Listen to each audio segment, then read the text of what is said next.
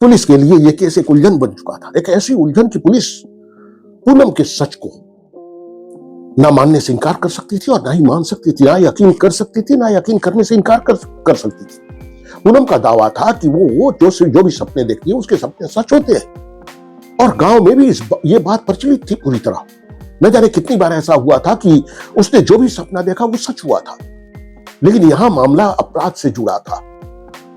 Police के सामने अब यह बात थी कि पूनम ने खुद अपने ही कत्ल का सपना देखा है कि सपने में कोई उसका कत्ल कर रहा है। पुलिस मानने से इनकार कैसे कर सकती थी, क्योंकि पूनम के बताए सपने के आधार पर पुलिस ने नरेंद्र के कत्ल का केस सॉल्व किया था।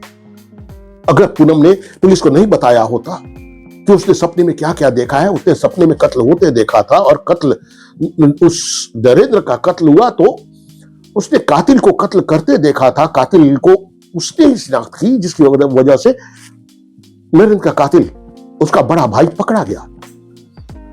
पुलिस ने कातिल को अरेस्ट कर लिया, केस सॉल्व कर लिया, लेकिन पुलिस के लिए भी तो ये उलझन की बात थी कि अगर पुलिस किसी को बताती कि उसने एक महिला के सपने के आधार पर इस केस को सॉल्व किया था तो ना कोर्ट मानेगी, ना अदालत, ना वकील, ना जज, कोई इस बात को नहीं मान सकता।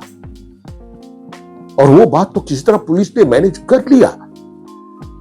लेकिन यहां तो अब एक बात सामने थी कि सामने पूनम बता रही थी कि पूनम ने अपने ही कत्ल का सपना देखा है। नमस्कार, पारस जायसवाल और सस्पेंस कहानियों की दुनिया में आपका स्वागत है। पूर्वाभास के बारे में तो आपने सुना होगा। पूर्वाभास के बहुत सारे मामले सामने आ चुके हैं, फिल्में बन चुकी हैं। पूर्वाभास यानी किसी भी होने वाली घटना का पहले ही आभास हो जाना। तो पूनम को पहले ही घटनाओं का आभास सपनों के द्वारा हो रहा था। ये एक पुलिस के लिए अजीब बात थी। सच तो यही है कि पूर्वाभास को कोई और माने न माने, लेकिन अब तो साइंस भी मानने लगा है। साइंस का मानना है कि दिमाग का कोई सेल खुल जाता है जिसकी वजह से इंसान को पूर्वाभास होने लगते हैं। पूर्वाभास को लेकर हमारे शास्त्रों में भी बहुत कुछ कहा गया है। तो पूर्वाभास का होना कोई बहुत अजीब या विचित्र बात नहीं है, लेकिन यहां यह पूर्वाभास पूनम को सपनों के जरिए हो रहा था। सपने में अपना ही कत्ल होते देखा था। ये पुलिस के लिए एक हैरानी की बात थी, लेकिन सब इंस्पेक्टर वंदना को उससे एक हमदर्दी हो चुकी थी, एक लगाव हो चुका था। इसीलिए सब इंस्पेक्टर वंदना उसको कमरे में लेकर आती है और अकेले में बात करती है पूनम से कि मुझे पूरी बात बताओ, क्या देखा तुमने सपने में। पूनम डर के मारे रो रही है और कहती है कि मेरा सपना हमेशा सच होता है, ये सपना भी जरूर सच होगा। कोई तो है जो मुझे मारना चाहता है, या कोई नहीं है तो भी कोई मारने के हालत में पहुंच जाएगा। वंदना पूछती है कि क्या क्या देखा तुमने, पूरी डिटेलिंग मुझे बताओ। और पूनम बताती है कि अभी तो मौसम बिल्कुल साफ है, सब कुछ ठीक है, लेकिन सपने में बरसात की रात थी। भयानक बरसात हो रही थी, चारों तरफ हवाएं चल रही थी, अंधेरा था और आधी रात का वक्त था। मैं तो अपने कमरे में सो रही थी, बाहर बारिश की आवाजें आ रही थी। खुली खिड़की से कोई अंदर आया और उसने एकदम से मेरे ऊपर हमला कर दिया। कई बार मुझे चाकू मारा और मेरी नींद खुल गई। तो मतलब कोई तो है जो मुझे मारना चाहता है, मुझे बचा लीजिए, प्लीज मुझे बचा लीजिए। अब पूनम वंदना के सामने रो पड़ती है और वंदना कहती है, क्या आपने कातिल का चेहरा देखा? पूनम बताती है, नहीं, मैंने चेहरा नहीं देखा, क्योंकि वो मुझे चाकू से मार रहा था और मेरे पास उसका चेहरा देखने का कोई समय ही नहीं था। अब वंदना के सामने ये मुसीबत है कि आखिर कौन कत्ल करना चाहता है। वंदना के लिए राहत की बात यह है कि अगर उसका सपना वाकई सच होता है तो वो बरसात का मौसम था, यानी बरसात के मौसम में तो पता नहीं कितना समय बाकी है, मौसम पूरी तरह साफ है। ये घटना तभी होगी जब बरसात का मौसम होगा, जब बारिश हो रही होगी, चारों तरफ से हवाएं चल रही होंगी, अंधेरी रात होगी। जो कुछ पूनम ने बताया वो सारी चीजें मैच होगी तो ही उसका मर्डर होगा। लेकिन सवाल ये था कि कौन पूनम का कत्ल करेगा। अब वंदना गांव के लोगों से बातचीत करना शुरू करती है, पूछना शुरू करती है। गांव वाले बताते हैं कि बहुत सारी घटनाएं ऐसी गांव वालों के सामने आ चुकी थी जिससे ये बात साबित होती है कि पूनम जो भी सपना देखती थी वो सच होता था। जैसे एक बार पूनम ने बताया कि उसने सपने में देखा था कि गांव में किसी की अर्थी की तैयारी चल रही है। अब गांव वाले हैरान हुए कि आखिर गांव में तो वो घर, पूरा गांव तो घूमी नहीं है, तो एक घर के बारे में बता रही थी कि ऐसा घर है वैसा घर है। जब उस घर के बारे में पता लगाया गया तो पता लगा कि दूसरे दिन उस घर के बारे में पता लगा, और दूसरे ही दिन ये भी पता लगा कि रात को उस घर में एक बुजुर्ग की मौत हो गई थी, और दूसरे दिन सचमुच उस घर में अर्थी सजाई जा रही थी। तो उसके सपने सच होते हैं। एक बार उसने बताया था कि राम निवास एक गांव वाले हैं जिनके खलिहान में आग लग गई है, लेकिन उस सपने में यह हुआ कि खलिहान, राम निवास के खलिहान में आग नहीं लगी थी, बल्कि आग किसी और के खलिहान में लगी थी, लेकिन आग लगी। इस तरह से छोटी छोटी बहुत सारी घटनाएं वो सपने में देख के दूसरे दिन बताती है, जिसका कोई औचित्य नहीं होता, मतलब नहीं होता, लेकिन जब वो घटना हो जाती है तब समझ में आता है कि अरे ये घटना तो इसने सपने में देख लिया था। वो वंदना उसके सास और उसके घर वालों से ही मिली थी, उसके पति से नहीं मिली थी। उसके पति का नाम रंजित था।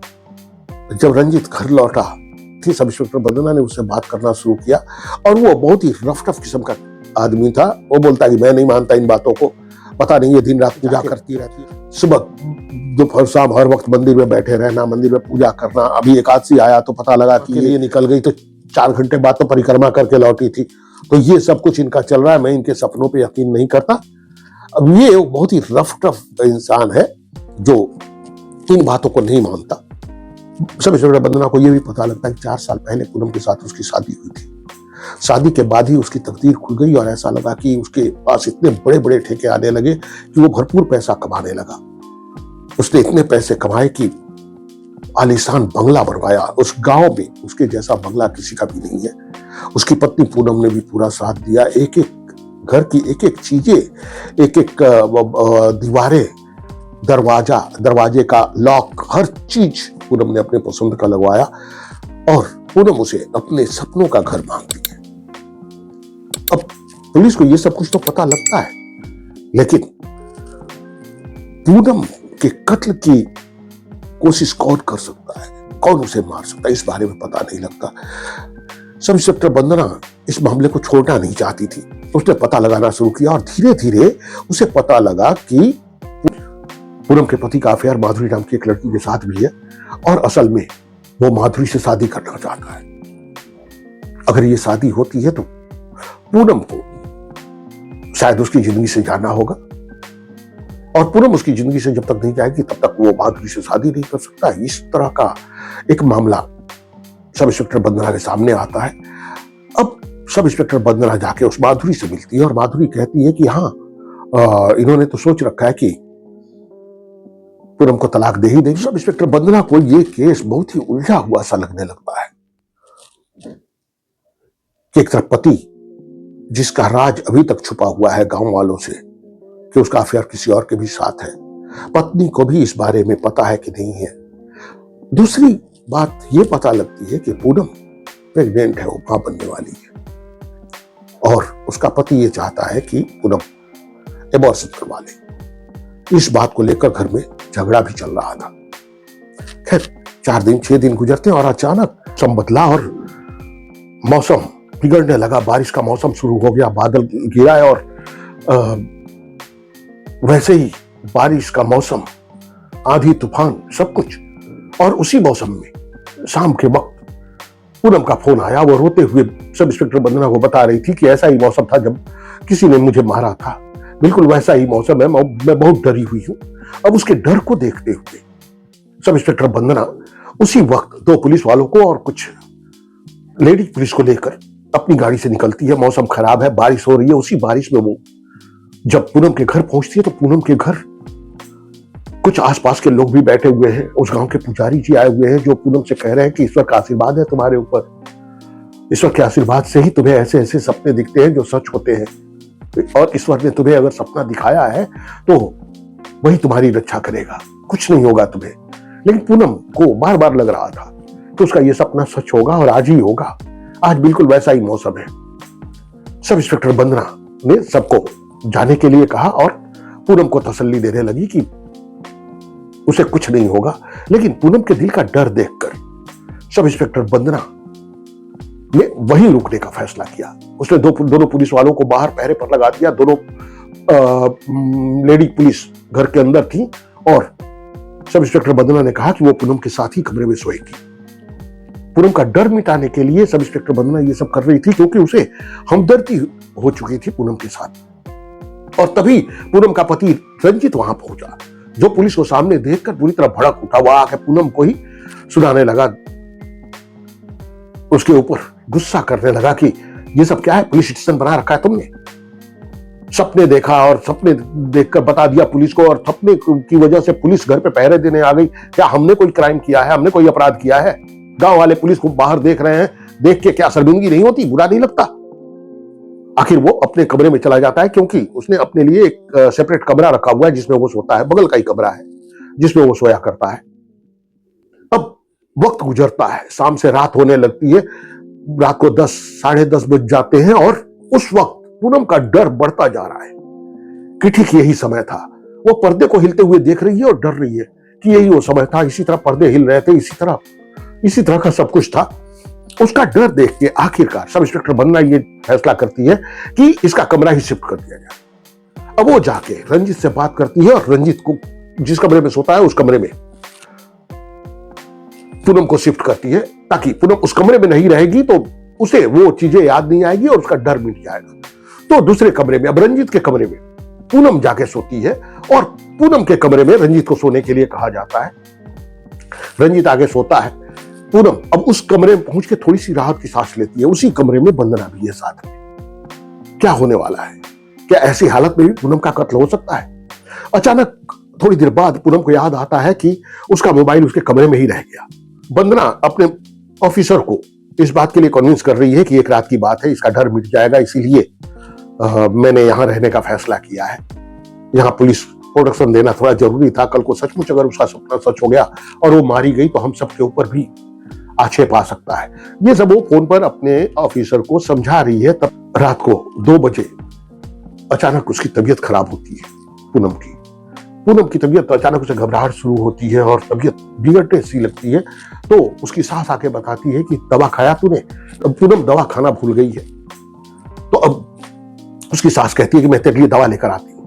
पूनम का दवा भी पूनम के कमरे में ही है। वो आके दरवाजा खटखटाती है, दरवाजा नहीं खुलता। रंजित किसी तरह दरवाजा नहीं खुलता। जब 10 मिनट 15 मिनट गुजर जाते हैं खटखटाते हुए, तो सब इंस्पेक्टर बंदना भी आ जाती है, दोनों लेडीज कांस्टेबल भी आ जाती हैं। ये दरवाजा क्यों नहीं खोल रहा है? फाइनली पुलिस कांस्टेबल से कहा जाता है कि पीछे गली से खिड़की के पास आके देखो। अब खिड़की से खटखटाओ, शायद जाग जाए। और जब कांस्टेबल खिड़की के पास पहुंचता है तो देखता है खिड़की खुली हुई है और वो खिड़की से अंदर आता है। देख के हैरान होता है, जल्दी से दरवाजा खोलता है। सब इंस्पेक्टर बंदना, रंजित की मां, सभी लोग अंदर आते हैं और देखकर शॉक्ड रह जाते हैं क्योंकि बेड पर रंजित खून से लथपथ पड़ा है और ऐसा लगता है कि कई बार रंजित के ऊपर वार किया गया हो। रंजित मर चुका है। कौन था कातिल? कौन था पूनम का दुश्मन जो पूनम को मारना चाहता था और गलतफहमी में उसने रंजित को मार दिया? देखिए अगली कड़ी, अगला एपिसोड, तीसरा एपिसोड जो इस कहानी का अंतिम भाग है, आखिरी एपिसोड है, जिसमें आपके सवालों का पूरा जवाब मिलेगा कि ये क्यों हुआ, कैसे हुआ, हर सवाल का जवाब मिलेगा। तो तीसरी कड़ी जरूर देखिए। मैं हूं पारस जायसवाल, सस्पेंस कहानियों की दुनिया में आपका स्वागत है। अगर कहानी पसंद आई हो तो लाइक करें, सब्सक्राइब करें और कमेंट करें। कमेंट करके जरूर बताएं कि आपको ये कहानी कैसी लगी। धन्यवाद।